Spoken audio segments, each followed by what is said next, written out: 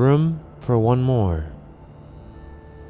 A man named Joseph Blackwell came to Philadelphia on a business trip. He stayed with friends in a big house they owned outside the city. That night, they had a good time visiting, but when Blackwell went to bed, he tossed and turned and couldn't sleep. Sometime during the night, he heard a car turn into the driveway. He went to the window to see who was arriving at such a late hour. In the moonlight, he saw a long, black hearse filled with people. The driver of the hearse looked up at him. When Blackwell saw his queer, hideous face, he shuddered. Then the driver called to him. "There's room for one more." Then he waited for a minute or two, and he drove off. In the morning, Blackwell told his friends what had happened.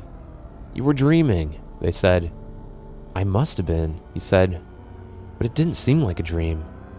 After breakfast, he went into Philadelphia. He spent the day high above the city in one of the new office buildings there. Late in the afternoon, he was waiting for an elevator to take him back down to the street, but when it arrived, it was very crowded. One of the passengers looked out and called to him. "There's room for one more," he said. It was the driver of the hearse.